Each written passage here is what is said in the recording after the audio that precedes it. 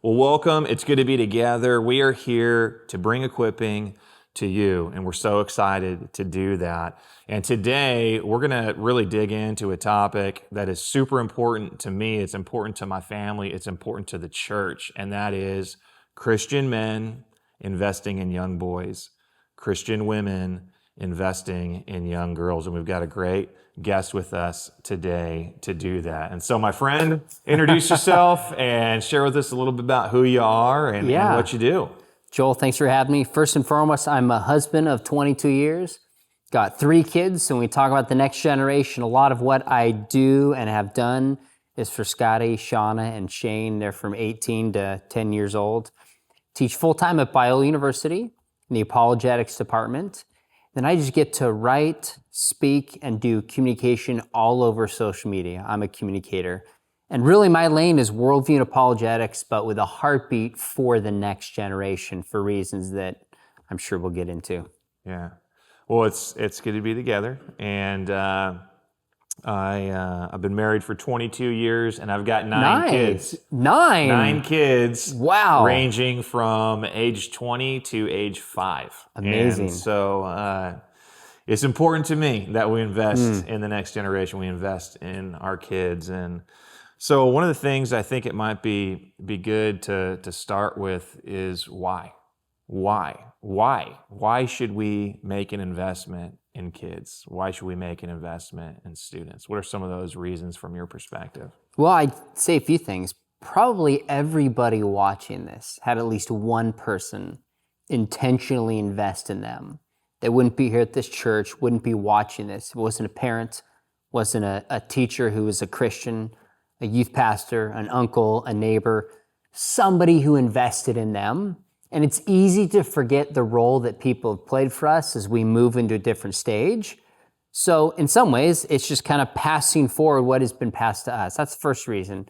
Second, it's biblical. Deuteronomy 6:4 talks about teaching these things to your kids when you lie down, when you get up, when you walk along the road, etc.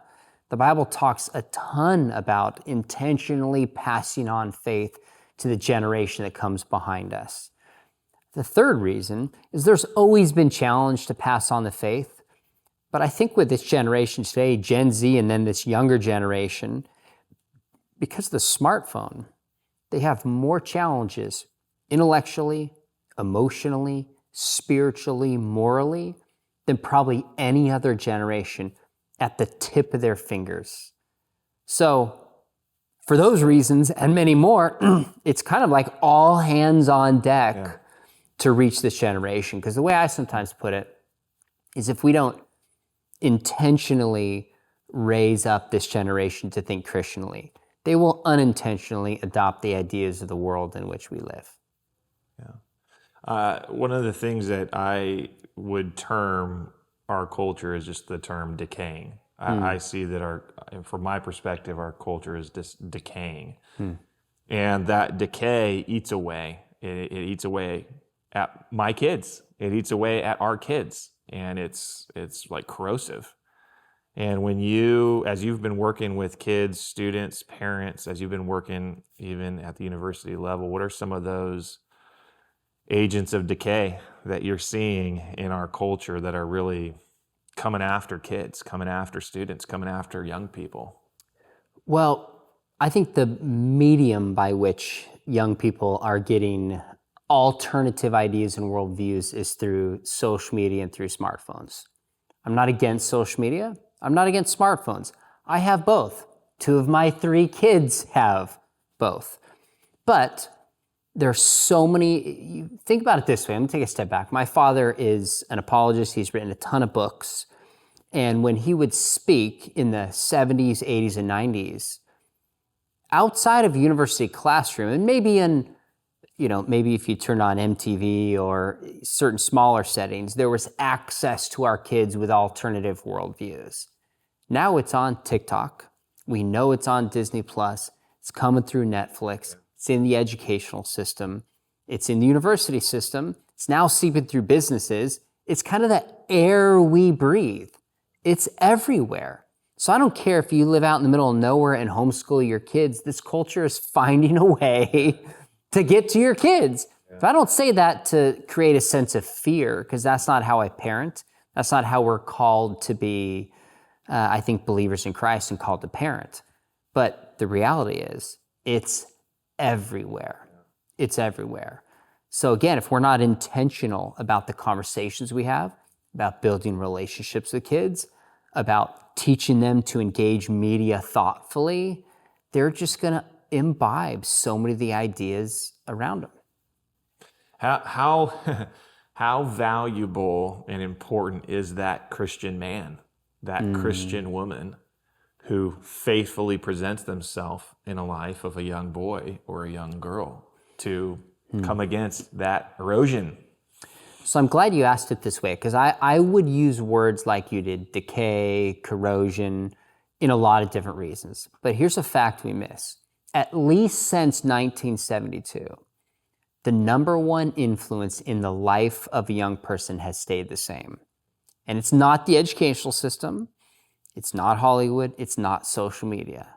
It's mom and it's dad. Number one. All the studies show that. So that means we, in a sense, have the power and the influence with our kids. Now, behind that are other key relationships. Grandma and grandpa play a big difference. A coach can play a huge role. An uncle, like somebody who invests in the life of a young person relationally, can play a huge difference. So sometimes we miss how important that is. Now, I'll tell you, for faith transmission, I've read almost every book and every study I can on why kids leave the faith. One of the most significant ones comes from a professor at USC. His name is Vern Bengtson. And they studied 35 years, 3,500 people, 4 generations. And he published it in a book called Faith and Families with Oxford Press. So this is a legitimate study. And they're trying to see what factors are most significant in faith transmission. And I'll be honest with you, one of the big things that rocks faith transmission is divorce. That's a reality, what they showed in this study. They said grandparents are also more significant now than people realized and were in the past. They said the most important single factor in faith transmission is a, quote, warm relationship with the father. Number one. Now, that doesn't make the mom unimportant. Let's face it, when a child is born, you and I both live in California, and this is still true, although people are trying to change it. When a child is born, a mom is present. That's the way it works. Dad tends to be more of a wild card. So it doesn't make the dad more important than the mom, but there is some powerful statistical connection about a warm relationship with the father. So we have to teach truth to the next generation. But that relational connection is pivotal, and it shouldn't surprise us when we look at Scripture. So you ask the question, how important is it? That relationship is the heart of everything. If we don't have it, our kids aren't going to listen to what we say. If the relationship is there and we're not living it, it's going to go in one ear and out the other. So if I'm a dad, which I am, and I got kids, which I do, and I'm thinking, should I be doing something biblically with my kids? Should I probably. Do I know how to do it? I'm not sure. Maybe I'll just have the church do it for me, and I'll just bring my kids to church, and then, they can make the spiritual investment. Like, how do we encourage the Christian man? How do we encourage the Christian man how critical it is to really step up, to lead, and to pour their life into their kids, their own kids? So I taught at a Christian school full-time for a decade. Now, since I've been at Bio the last 10 years, I've done it part-time. This is my 10th year. And I would have parents do the same thing that you get at the church. You raise my kids. You teach them the Bible. And the reality is, I saw it clear as day. If their parents were not doing it, it doesn't matter how many books I've written and how much speaking I do and what qualifications I think I have. I am down the list of being able to influence this kid in the classroom 3 days a week, in the church 1 or 2 days a week, compared to those that are with kids regularly in relationship. It's just reality. So these kids need somebody to step in particular a mom and a dad and other significant adults is what makes the difference. It does. So if you think, well, I didn't have that and I turned out fine, I'd say the world has totally changed. Yeah. Yeah. It's completely changed. It There's has. so many more challenges that this generation is facing. And they need adults. I guess the thing if I had to say one thing to the adult who's saying this, I'd say, you know what? When you get to the end of your life, whenever that is, the question is what's going to really matter? How much money you made, the size of your home, your career? You're not going to care about those things. You're not.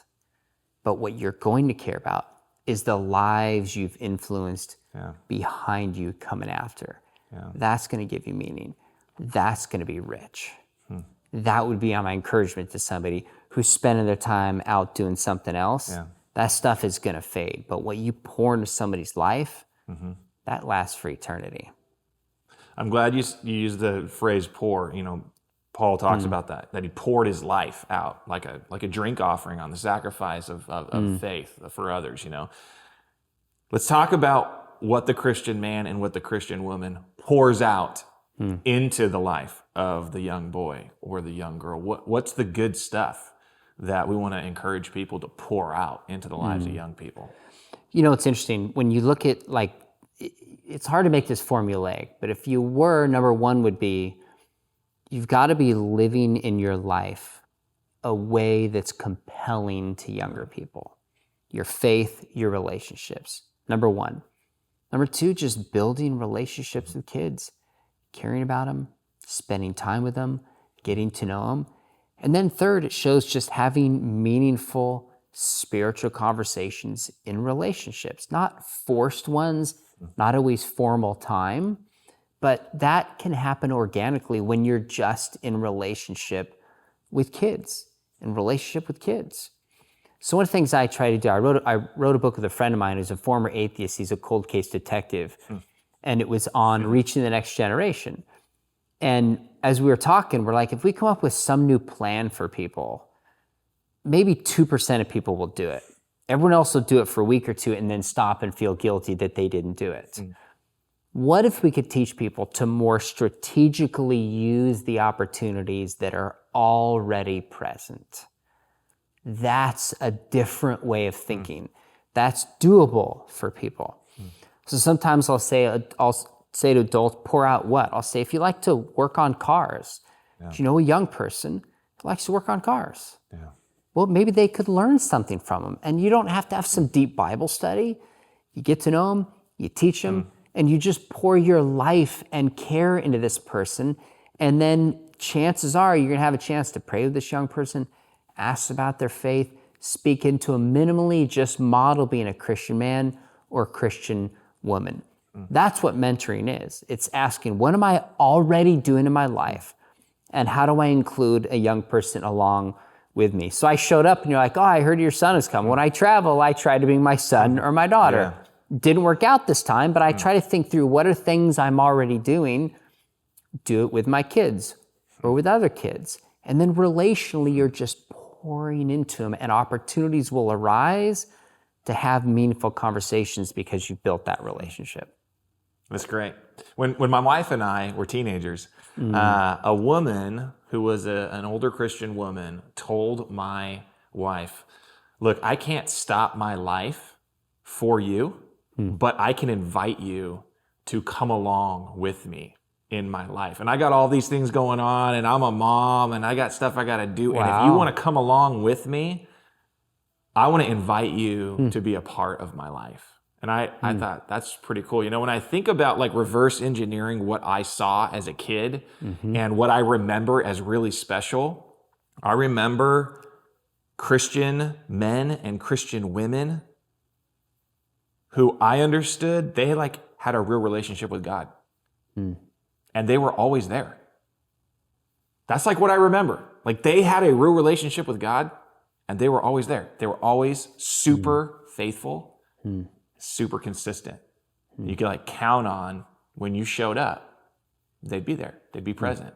And I go, what do you think about when you kind of think about those when you were younger, and what are the themes that like stick out to you of the people who really made a difference in your life?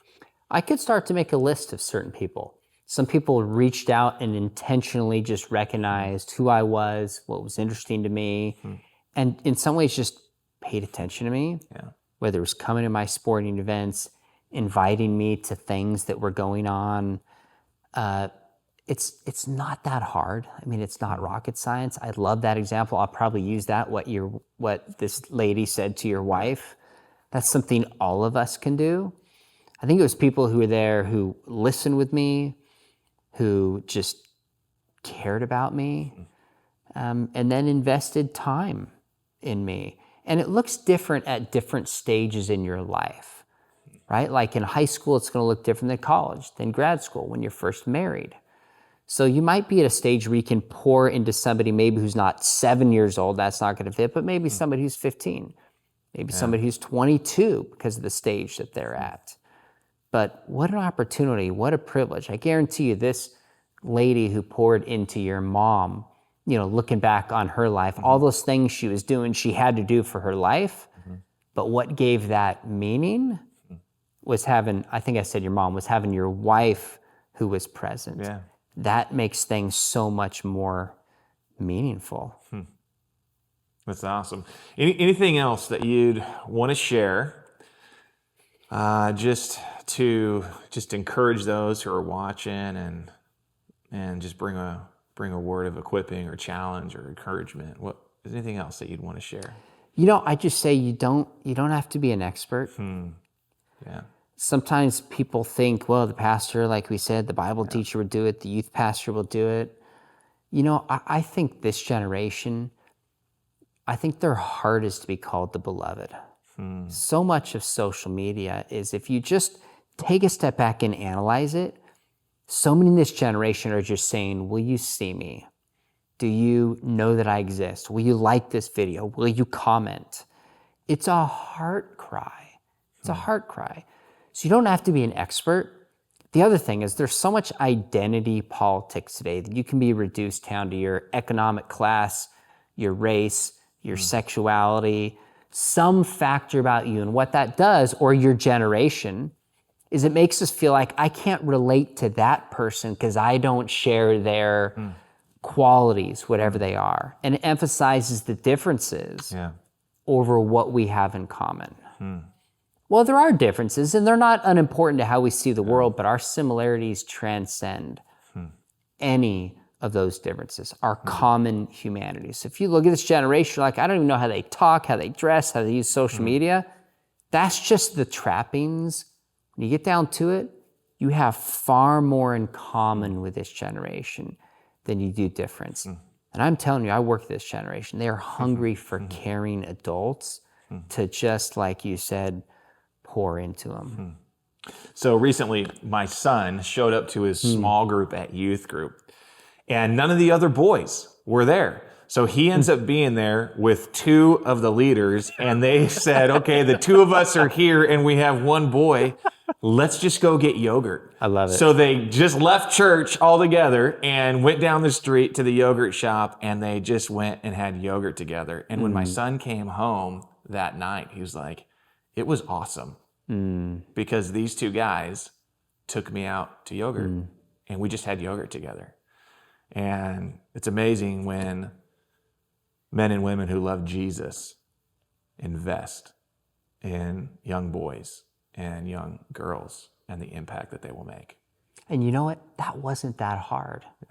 My mother-in-law was coming up, and I was going to retreat with my wife and my daughter. And I got the idea, I was like, I don't wonder if she would be interested in taking my younger son out for yogurt. So I sent her a text. I was like, hey, if you got a chance to come early, take him out to yogurt. I know he'd love it. She's like, what a great idea. Picked him up from school, took him to yogurt, and then we met him that night. Small thing. It's not rocket science. But my son loved it, made him feel special, just like your son. It's not that hard. All of us can do these kinds of things in the life of a young person. I think we'll end on that note right there. And so thank you so much for spending time with us, Sure. sharing your life, sharing your ministry. And for everyone who's watching, the two of us extend a challenge to you that as a Christian man, as a Christian woman, take a young boy or a young girl out to yogurt this week and spend some time with a kid over some good yogurt and just pour your life into them and love them as the Lord loves them. Thanks for being with us. We're going to continue to equip. We're going to continue to bring resourcing, and we look forward to being with you again real soon.